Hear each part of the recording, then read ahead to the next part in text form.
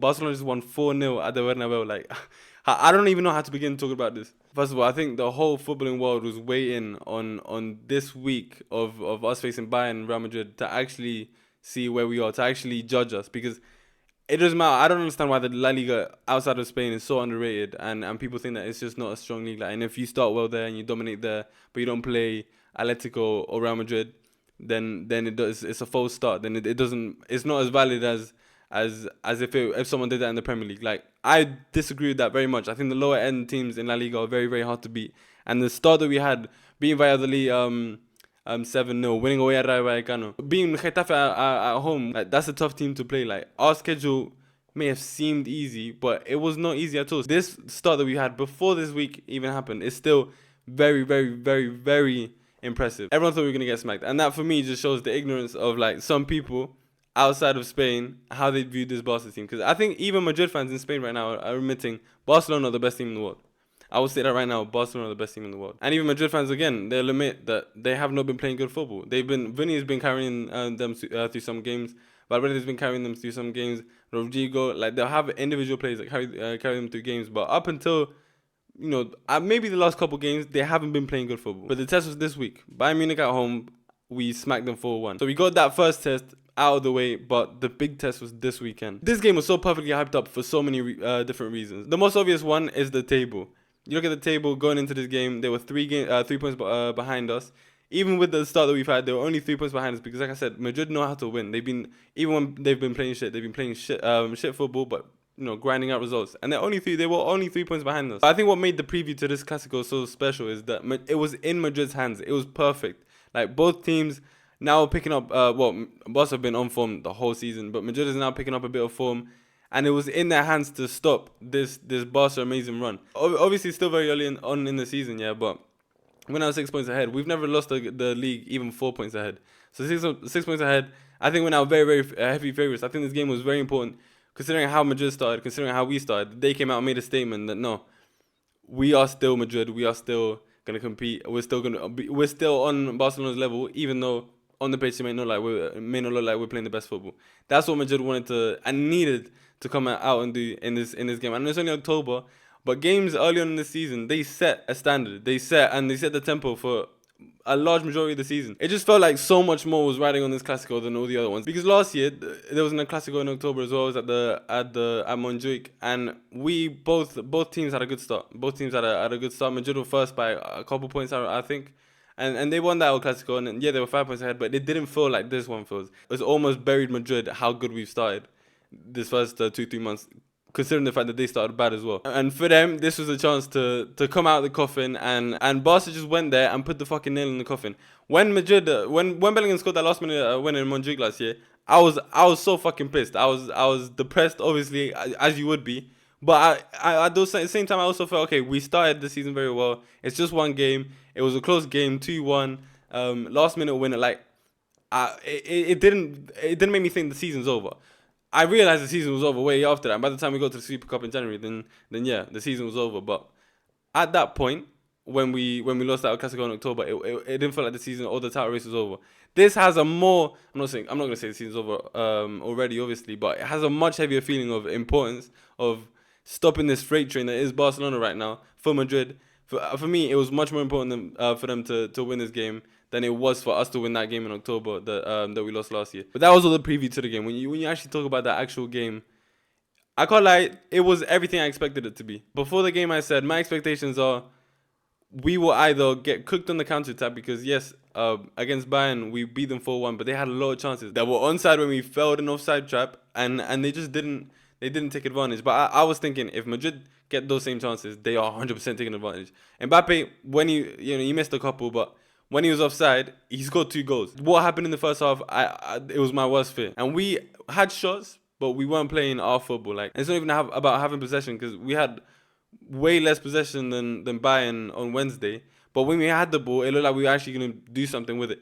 And it felt like we were dominating the game without needing the possession of the ball. Like, we're like, okay, you can have it for a bit, but when we need it, when we want it, we'll press the fuck out of you.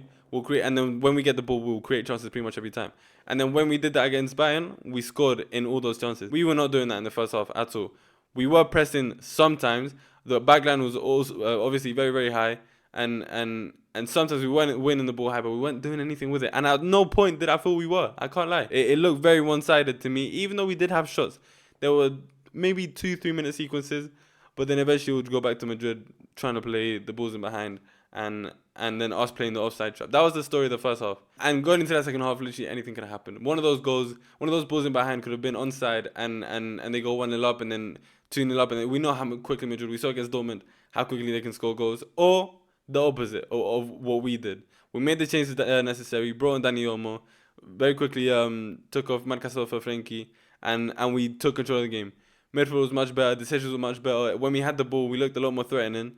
And then very, very quickly, we created our first very, very good chance, and we scored. And as soon as the first half started, you could see, okay, the pattern of play that we've been seeing in other games, we're seeing it now as well. Is what we were seeing in the second half against Bayern. That's what we're seeing now as well.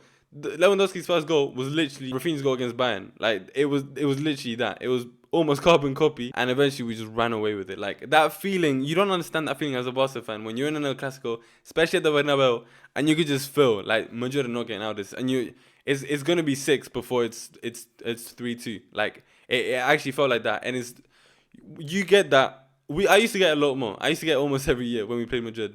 Now you get that once a year, maybe every two. And it's the best feeling. When we did it in 2022, we won 4-0 as well with Aubameyang. We were shit that year. That was the year that Xavi saved us from ninth, took us in from 9th of November to 2nd. That Clásico felt not the exact same, because this one feels like, okay, now we're actually really, really good. Now we can actually maybe win in trouble. Like that is the expectations I'm starting to put on this team, because that's how good I've seen us be. But that Clásico, I had very similar vibes where it just felt we're running away with this. Like I can't. Nothing Madrid was doing was working, and I was like, not anytime they get the ball, I get scared. But it brought that feeling back of, oh, we are fucking demolishing them in their own backyard. Like this is one that I'm gonna remember for decades, and I'm gonna look back on, like the 6-2 away, the 5-0 at home, the 2-0 win in the Champions League, the 4-0 win in 2016, the 3-0 win in 2017-18, the 5-1 win in 18-19. Like I can name so many of these that I can look back on and just watch a million times. And this game gave me those feelings. Like you will never get a better feeling when watching Barca. And I say I get nervous if it's two goals or less in the last 10 minutes. But this game I wasn't. Because, bro, I promise you, at 2-0, it already felt like we was going to score the third before they were going to score the 2-1. Like, it just had that feeling. And I could sit here and start talking about the negatives of the first half. Oh, Marcasol didn't play very well. Fermin didn't play as well as he did against Bayern. We started slow again in the first half, which is something that we need to rectify. But this is one of the games that you just sit back and enjoy. Now it feels like we are back. Like I said, I used to enjoy moments like this all the time as a Barca fan. So I'm going to watch this back tomorrow like a million times. I could sit here and talking about it and how happy I am that we won, and start detailing every little thing, because I can't get enough of talking about this game.